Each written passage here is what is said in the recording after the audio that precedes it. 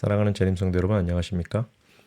하나님의 은혜와 평강이 성도 여러분의 각 가정과 일터와 삶의 모든 자리 위에 충만하시기를 간절히 소망합니다. 2026년도 일기 12번째 시간, 이번 주에는 서로 함께 사는 삶이라는 제목으로 하나님의 말씀을 연구하게 됩니다. 오늘 그 첫 시간 공부를 함께 기도하시고 시작하겠습니다. 사랑과 은혜가 풍성하신 아버지 하나님, 새로운 한 주를 시작하며 교과 말씀 앞으로 나오게 하시니 감사합니다. 이번 주 12과 서로 함께 사는 삶을 연구할 때에 사람들과 더불어 살아가는 우리의 삶을 주의 말씀의 빛 아래 비추어 보게 하여 주시옵소서. 가정 안에서, 교회 안에서, 직장과 사회 속에서 우리가 어떤 태도로 살아야 하는지 깨닫게 하시고 성경을 따라 주께서 우리를 대하신 것처럼 우리도 다른 사람을 대할 수 있도록 성령께서 우리의 마음을 새롭게 하여 주시옵소서. 하나님의 지혜가 우리의 생각 속에만 머물지 않게 하시고 우리의 말과 행동 속에 은혜와 성령의 감화로 나타나게 하시며 서로를 성실하게 대하고 관계를 위하여 기도하는 일에 열심을 내는 주의 백성들 되게 하여 주시옵소서. 이 시간도 성령께서 우리의 마음을 여시고 단지 배우는 자리에 머물지 않게 하시며 순종의 삶으로 이어지는 은혜로운 시간이 되게 하여 주시옵소서. 예수님의 이름으로 기도드립니다. 아멘. 이번 주 교과 제목은 참 평범해 보이지만 사실 우리 신앙의 가장 중요한 본질을 건드리고 있습니다. 왜냐하면 우리는 결코 혼자 신앙생활을 하지 않기 때문입니다. 우리는 늘 누군가와 함께 살아갑니다. 남편과 아내로 함께 살아가고 부모와 자녀로 함께 살아가고 교회 안에서는 성도들과 함께 살아가며 세상 속에서는 이웃과 동료와 함께 살아갑니다.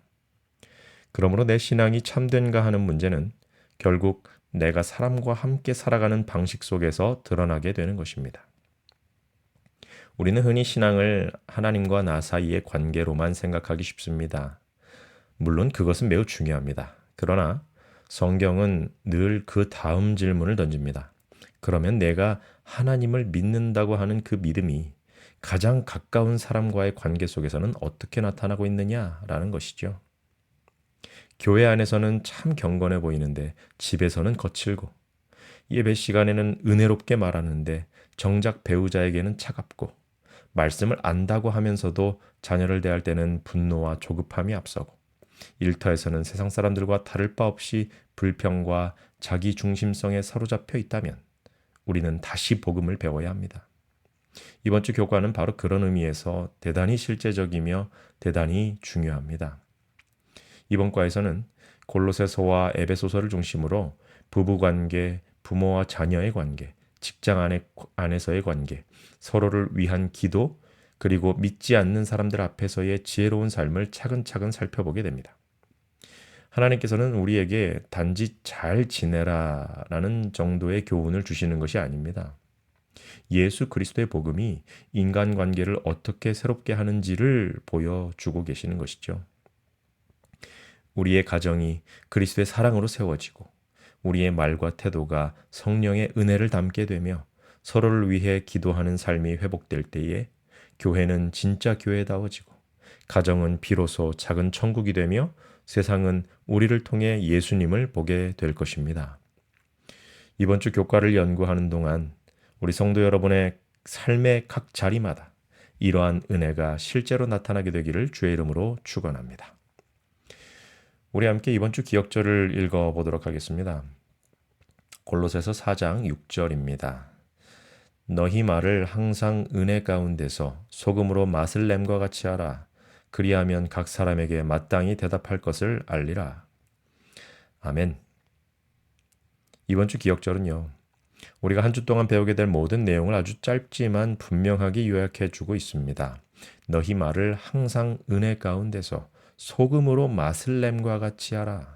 그렇습니다. 그리스도인의 삶은 결국 말과 태도에서 드러납니다. 우리가 정말 예수님을 믿고 있는 사람이라면 그 믿음은 우리의 언어 생활을 바꾸고 관계를 맺는 방식을 바꾸고 사람을 대하는 마음을 바꾸게 됩니다. 이번 주 기억절은 과연 복음이 우리의 일상 속에서 어떤 모습으로 나타나야 하는지를 보여주는 말씀인 것입니다. 이번 주 교과의 서론은 가정을 하나의 작은 공동체, 마치 하나의 가족 기업처럼 비유하고 있습니다. 기업이 잘 운영되려면 모두가 공유하는 가치와 목표가 분명해야 하듯이 가정과 교회 역시 그 중심에 예수 그리스도라는 기초가 분명해야 한다는 것이죠. 각자의 역할이 있고 책임이 있지만 그 모든 것이 경쟁과 억압이 아니라 사랑과 희생과 존중 안에서 이루어져야 비로소 아름다운 공동체가 되는 것입니다. 그럼 이제 함께 이번 주 교과의 학습 목표를 살펴보시고 첫째 날 일요일 공부를 시작하도록 하겠습니다. 깨닫기를 함께 봅니다. 가족관계는 성경을 따라 주께서 우리를 대하듯 해야 하며 이 원리를 다른 관계에도 적용한다. 먼저 우리가 깨달아야 할 것은 이것입니다. 하나님께서 우리를 대하시는 방식은 언제나 사랑과 진리, 은혜와 질서가 함께 있는 방식입니다. 우리를 함부로 대하지 않으시고 오래 참으시며 바로잡으실 때에도 사랑으로 하십니다. 가정 안에서 남편과 아내가 서로를 대하는 방식도 부모와 자녀가 서로를 대하는 방식도 바로 이 원리를 따라야 합니다. 그리고 이 원리는 가정 안에서만 끝나는 것이 아니라 직장과 교회와 이웃관계 속에도 똑같이 적용되어야 합니다. 하나님께서 나를 어떻게 대해 오셨는가를 아는 사람만이 다른 사람을 그렇게 대할 수 있다는 것이죠. 느끼기를 봅니다. 하나님의 지혜는 언행에 나타나야 하며 이는 성령의 감화와 은혜를 담은 것이어야 한다. 우리가 하나님의 뜻을 안다고 말할 수는 있습니다. 그러나 그 지혜가 진짜인지 아닌지는 결국 우리의 언행 속에서 드러나게 된다는 것이죠. 말은 많은데 은혜가 없고 원칙은 분명한 것 같은데 사랑이 없고 정답은 늘 말하는 것 같은데 상대를 살리지 못한다면 그것은 하늘의 지혜가 아닙니다. 하나님께서 주시는 지혜는 성령의 감화를 담고 있으며 그것은 우리의 말과 행동을 부드럽게 해주고 사람을 살리고 관계를 세워가는 방향으로 나타납니다. 이번 주 교과를 공부하면서 저와 여러분의 지혜가 성령의 은혜를 머금은 삶으로 드러나게 되시기를 간절히 바랍니다. 마지막 행하기 봅니다. 서로를 성실하게 대하며 관계와 상호작용을 위해 주신 기도에 열심을 낸다. 그렇습니다. 하나님께서는 우리가 관계 속에서 성실한 사람이 되기를 원하십니다. 순간의 감정에 따라 사람을 대하는 것이 아니라 맡겨주신 관계를 귀히 여기고 끝까지 신실하게 대하는 사람 말입니다. 그리고 그 관계를 지키고 회복하고 세워가는 하나님의 방법은 바로 기도입니다. 우리는 말로 해결하려 하고 판단으로 해결하려 하지만 하나님께서는 먼저 무릎을 꿇으라고 하십니다. 서로를 위해 기도할 때 하나님께서 우리의 관계를 붙드시고 역사하십니다. 이번 주 교과를 통하여 성도 여러분 모두가 관계 속에서 성실함과 기도의 열심을 회복하게 되시기를 바랍니다. 이제 우리 한 장 넘겨서 일요일 제목을 보겠습니다. 첫째 날입니다. 남편과 아내라는 제목으로 함께 내용을 살펴보겠습니다. 먼저 골로새서 3장 18절과 19절 그리고 에베소서 5장 21절과 25절에 있는 말씀을 우리 함께 보도록 하겠습니다. 우리 성경을 펴시고 같이 읽어보겠습니다. 아내들아 남편에게 복종하라. 이는 주 안에서 마땅하니라. 남편들아 아내를 사랑하며 괴롭게 하지 말라. 이어서 에베소서 5장 21절과 25절입니다. 그리스도를 경외함으로 피차 복종하라. 남편들아 아내 사랑하기를 그리스도께서 교회를 사랑하시고 그 교회를 위하여 자신을 주심같이 하라. 여러분 여기 아내들아 남편에게 복종하라 라는 말씀은 역사적으로 어떻게 오해되거나 오용되어 왔습니까?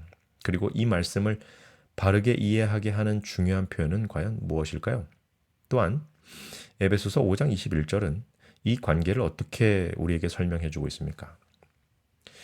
여러분 이 본문은 참 자주 잘못 사용되어 온 본문이기도 합니다. 어떤 사람들은요. 아내들아 남편에게 복종하라 라는 구절만 딱 잘라내어서 남편의 절대적 권위를 주장하거나 아내에게 맹목적인 순종을 요구하게 하는 근거처럼 사용해 왔습니다. 그러나 성경은 그렇게 말씀하지 않습니다. 먼저 골로새서 3장 18절은 이는 주 안에서 마땅하니라 라는 이 결정적인 수식어를 함께 두고 있다는 것을 기억하시기 바랍니다. 여러분, 이 말씀은 아내의 삶의 최종 기준이 남편의 성격이나 감정이나 주장에 있는 것이 아니라 주님 안에 있다는 뜻입니다. 다시 말해서 부부 관계의 중심에는 언제나 예수 그리스도가 계셔야 한다는 것이죠. 여러분, 더 나아가서 에베소서 5장 21절은 관계의 출발점을 그리스도를 경외함으로 피차 복종하라라는 말씀으로 열어주고 있습니다. 여기서 우리는 매우 중요한 원리를 발견하게 됩니다. 성경이 말하는 부부관계는 결코 한쪽이 지배하고 한쪽이 억눌리는 구조가 아니라는 것입니다. 예수님을 경외함으로 서로를 존중해주고 서로를 세워주고 서로의 유익을 구하는 관계가 바로 부부라는 것이죠. 그러므로 아내에게만 복종을 요구하는 식으로 이 본문을 읽고 해석하는 것은 성경의 중심을 놓치는 것이 되는 것이죠. 부부는요, 둘 다 예수님 앞에 선 사람들입니다. 둘 다 은혜로 구원받은 사람들이죠. 둘 다 서로를 향해 책임이 있다는 말씀입니다. 이제 이어서 남편들에게는 어떤 권면이 주어지며 또 우리는 어떻게 부부관계 속에서 그리스도의 사랑을 실천할 수 있을지 말씀을 통해 생각해 보도록 하겠습니다. 골로새 3장 19절은요. 남편들에게 아내를 사랑하며 괴롭게 하지 말라라고 말씀하고 있습니다. 에베소서 5장 25절에 있는 말씀도 다시 한번 보시면 그리스도께서 교회를 사랑하시고 그 교회를 위하여 자신을 주심같이 하라라고 말씀하고 있다는 것이죠. 여러분, 이것은 남편들에게 주어진 매우 높은 부르심을 우리가 발견하게 되는 것입니다. 남편의 사랑은 단지 어떤 가장으로서 책임감 정도가 아닙니다. 그 기준이 예수님이시라는 것을 우리가 기억해야 합니다. 예수님은 교회를 사랑하실 때에 결코 억누르지 않으셨습니다. 희생하셨습니다. 계산하지 않으셨습니다. 자신을 주셨습니다. 그러므로 성경이 말하는 남편의 권위는 굴림하고 억누르는 권위가 아니라 자신을 내어주는 사랑의 책임인 것이죠. 그리고 아내 역시 남편을 경쟁의 대상으로 여기지 말고 주 안에서 함께 서는 동역자로 바라보아야 한다는 것입니다. 여러분, 부부는 누가 이기느냐의 관계가 아닙니다. 누가 먼저 예수님의 마음을 선택하느냐의 관계입니다. 그래서 갈등이 있을 때에도요, 중요한 질문은 무엇이냐? 누가 옳은가 보다 지금 예수님이시라면 어떻게 하실까여야 한다는 것입니다. 여러분, 내 말이 맞냐 틀리냐를 따지기 전에 지금 내 태도가 그리스도의 향기를 드러내고 있는가를 돌아보아야 합니다. 현실에서는 이것이 결코 쉽지 않습니다. 밖에서는 친절한 사람이 집에서는 무뚝뚝할 수 있습니다. 교회에서는 은혜롭게 말하는 사람이 정작 배우자에게는 가장 날카로운 말을 할 수도 있습니다. 가장 가까운 사람이기에 더 쉽게 화를 내고 더 쉽게 실망하고 더 쉽게 상처를 주게 되는 것입니다. 그러나 여러분, 우리의 진짜 신앙은 가장 가까운 사람을 대하는 방식에서 드러납니다.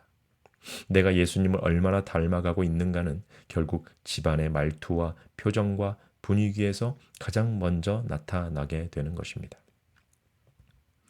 우리 로마서 5장 5절에 있는 말씀을 함께 읽어보겠습니다.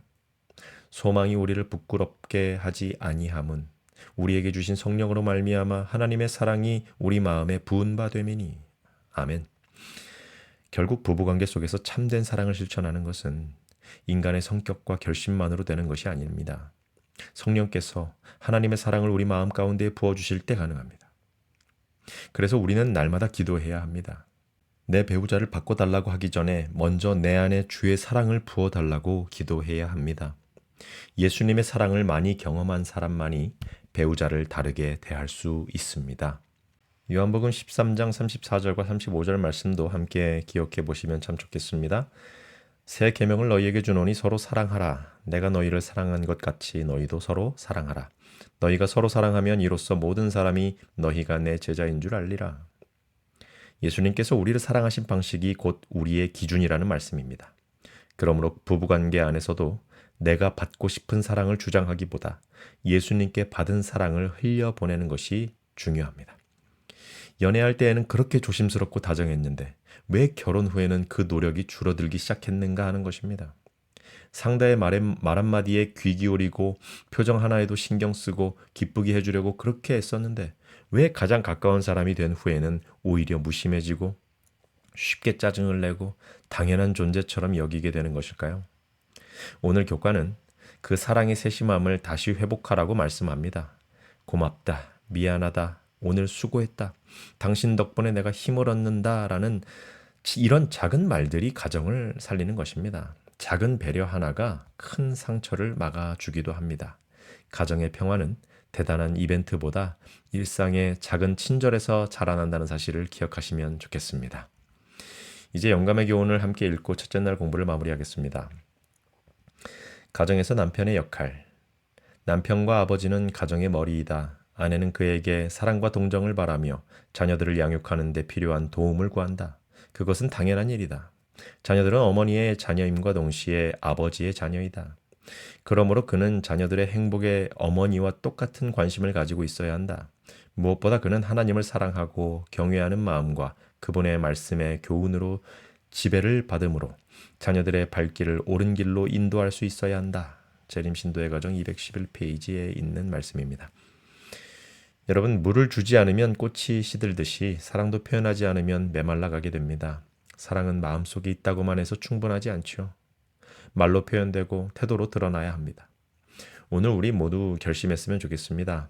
가장 가까운 사람에게 가장 은혜롭게 말하자. 가장 익숙한 사람을 가장 소중하게 여기자. 예수님께서 나를 사랑하신 것처럼 내 배우자를 사랑하자. 사랑하는 재림성도 여러분, 오늘 하루 우리의 가정이 예수님의 사랑으로 더 따뜻해지고 말 한마디와 표정 하나까지도 복음의 향기를 머금는 작은 천국이 되기를 간절히 바랍니다. 기도하겠습니다. 은혜로우신 아버지 하나님, 오늘 부부관계에 대한 말씀을 통하여 우리의 모습을 돌아보게 하시니 감사합니다. 주님, 우리가 배우자를 내 기대와 기준에 맞추려 하기보다 먼저 예수님의 마음으로 사랑하게 하옵소서.